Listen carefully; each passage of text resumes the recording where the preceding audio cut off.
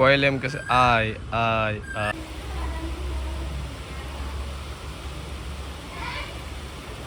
સાત તો ચાલુ બંધ થઈ ગયું, પણ ફોગ કેટલો છે તમે જો ખાલી.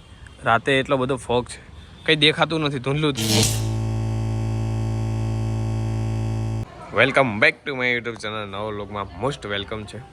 સવારનું મસ્ત વાતાવરણ છે, કારણ કે કાલનો વરસાદ ચાલુ છે અને આપણી તબિયત પણ થોડી ખરાબ છે, એટલે જો સવારનો વરસાદ ચાલુ છે, રીમ ઝીમ વરસાદ આવી જાય એટલે પછી લીલા ઝાડવા કેવા થઈ જાય. જો અત્યાર લગી ઉનાળામાં સુકાઈ ગયા હતા, હવે મસ્ત નવો ફાલ આવી ગયો છે અંદર.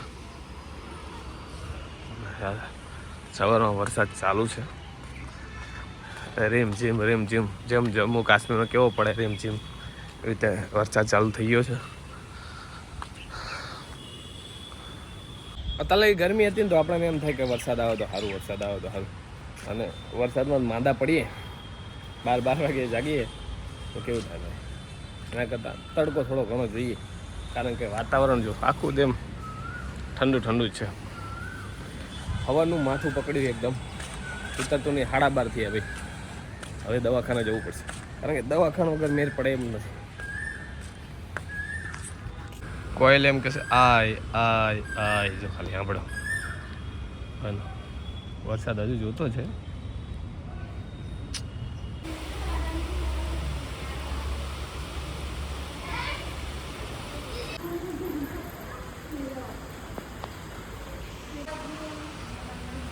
દીવાની સેવા ના કરો, શું કરવાનું તમે બોલો?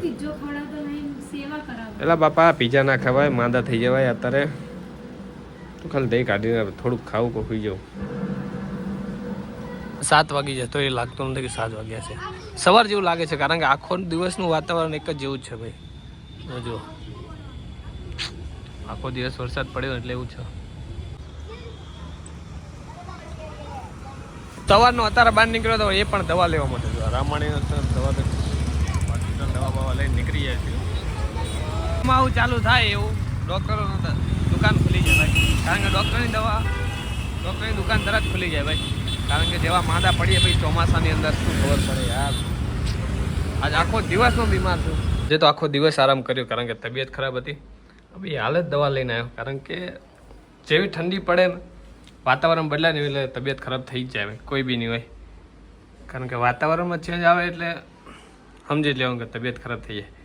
આખો દિવસનું માથું પકડ્યું જોરદારનું, તો ભાઈ અંજી સરબંધ છે હતું ત્યારે થોડું હમું આવ્યું છે, એટલે ચોમામાં ધ્યાન રાખવી પડે થોડી ઘણી. આરામ તો આરામ કહેવાય ભાઈ, એ વાત સાચી છે, કારણ કે આખો દિવસ સૂઈ રહ્યો છું, કારણ કે આખો દિવસની તબિયત ખરાબ હતી મારી, એટલે આખો દિવસ ઊંઘ જ લીધી છે ભાઈ. પણ કેટલું ઊંઘે કેટલી આવે, કારણ કે માથું જ્યારે પકડે ને એટલે કંઈક સૂજે નહીં, એટલી હદે માથું તૂટતું હતું ભાઈ. તારા અંજી સર લઈ થઈ ગયો થોડો રેડી. હવે જોઈએ છે કાલ કેવી તબિયત રહેશે. સાત તો ચાલુ બંધ થઈ ગયું, પણ ફોગ કેટલો છે તમે જો ખાલી. રાતે એટલો બધો ફોગ છે, કંઈ દેખાતું નથી, ધૂંધલું દેખાશે બધી કોર, કારણ કે આખો દિવસ રીમઝીમ વરસાદ વરસ્યો ને એટલે બધી બાજુ ફોગ જ દેખાશે, કંઈ તમને ક્લિયર નહીં દેખાય. પહેલો વરસાદ વરસે ને એટલે લોકો ભજીયાનો પ્રોગ્રામ કરે, અને આપણે માંદા થઈ ગયા હોય ને તો પહેલાં દવાખાને જવું પડે ભાઈ, કારણ કે ડૉક્ટરની દુકાન ખુલી ગઈ. કારણ કે વરસાદ પડે એટલે ડૉક્ટરની દુકાન ખુલી જાય, એટલે દવા લેવી પડે, બીમાર થઈ જાય. અને વધારે પડતા જોજો તમને માથું જ પકડશે જ, કારણ કે ચોમાસાની અંદર માથું વધારે પકડશે.